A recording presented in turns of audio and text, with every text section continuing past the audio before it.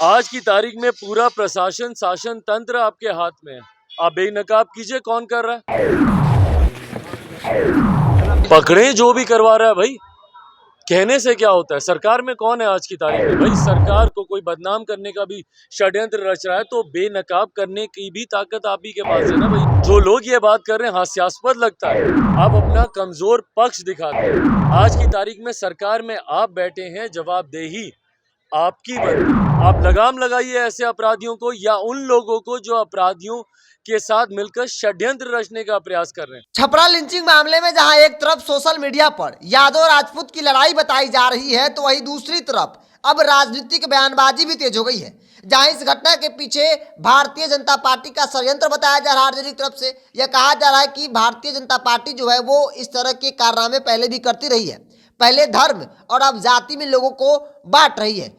Bharatiya Janata party मौकों की तलाश में रहती है कि जब भी कोई घटना घटे उसे धार्मिक या जातीय रंग दे दिया जाए। अब ऐसे में चिराग पासवान की एंट्री हुई है। चिराग पासवान ने आरजेडी को दो टूक सुनाया है और कहा है कि सत्ता में आखिर कौन शामिल है, सत्ता में आप ही लोग हैं और बावजूद भी इस तरीके के बयान दे रहे हैं, तो आखिर में कार्रवाई क्यों नहीं हो रही है? क्योंकि छपरा में जो घटना घटी, आरोपी अब तक फरार है। पुलिस की लापरवाही सीधे सीधे देखने को मिल रही है। बावजूद भी पुलिस लेट से एक्टिव होती है, धारा 144 लग जाते हैं। पूरे जिले का माहौल एक व्यक्ति ने खराब कर दिया और उस पर अब तक कार्रवाई क्यों नहीं हुई है?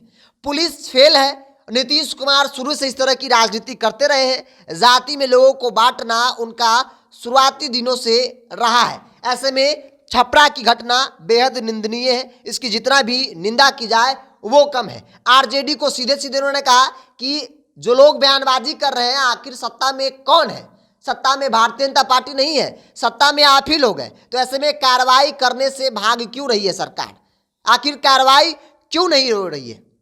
अगर आपको लगता है कि सामने वाला गलत है तो उस पर कार्रवाई कीजिए, लेकिन कार्रवाई होने की बजाय राजनीतिक बयानबाजी हो रही है। चिराग पासवान कल देर रात दिल्ली से पटना पहुंचे, जिसके बाद वो मृतक के भाई जो घायल हैं उनसे मिलने के लिए अस्पताल भी पहुंचा, उनसे हालचाल जाना। आपको बता दें कि इस पूरे मामले में 2 युवक की मौत हो चुकी है। अमितेश कुमार, उसके बाद राहुल सिंह की मौत हो गई।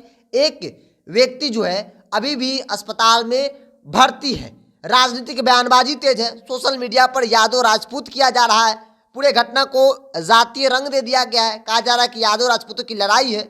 भारतीय जनता पार्टी लालू प्रसाद यादव का वो बयान, वो वक्त, वो समय याद दिला रही है जब वो बूढ़ा बाल साफ करो की बात करते थे, अगड़ी पिछड़ी की बात करते थे। तो इन तमाम मसलों पर राजद के तेज, इन तमाम मसलों पर सरकार और राजद पे कई सवाल विपक्षी पार्टियां खड़ा कर रही है। चिराग पासवान अब सीधे सीधे कह रहे हैं कि आखिर कार्रवाई करने से सरकार क्यों भाग रही है?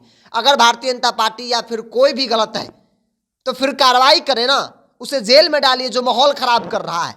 लेकिन कार्रवाई नहीं हो रही है क्योंकि घटना हुए 5 से ज़्यादा दिन हो चुके हैं, लेकिन अब तक मुख्य आरोपी की गिरफ्तारी नहीं होना कहीं ना कहीं सुशासन और नीतीश कुमार की जो सुशासन कही जाती है वो फेल नजर आ रही है। प्रशासन पूरी तरह से फेल है। चिराग पासवान का एक डेलीगेशन की पार्टी का एक जो डेलीगेशन है वो छपरा भी गई थी। हालांकि प्रशासन 144 लगने के कारण उन्हें अंदर जाने की इजाज़त नहीं देती है, गांव में जाने की इजाज़त नहीं देती है, जिसके बाद वो लोग वापस चले आते हैं। चिराग पासवान ने ट्वीट कर इस घटना की निंदा की थी और कहा था कि उम्मीद करता हूं कि प्रशासन जो है उचित कार्रवाई करेगी। अब तक प्रशासन लापरवाह नजर आई है, लेकिन 2 युवक की मौत हो गई। तो ऐसे में प्रशासन को एक्टिव होना चाहिए, जो अब तक एक्टिव नहीं हुई है। लेकिन तेजस्वी यादव की पार्टी आरजेडी को सीधे सीधे उन्होंने 2 टूक सुनाया है और कहा कि सरकार में कौन लोग हैं। बावजूद भी आप लोग बयानबाजी कर रहे हैं अपराधी को पकड़ने के बजाय। अपराधी अब तक गिरफ्त से बाहर है। आपको क्या लगता है कि वाकई में यादव राजपूत हो रहा है, राजनीतिक बयानबाजी हो रही है, अगड़ी पिछड़ी की राजनीति शुरू हो गई है? आप अपनी प्रतिक्रिया इस बॉक्स में जरूर रखें।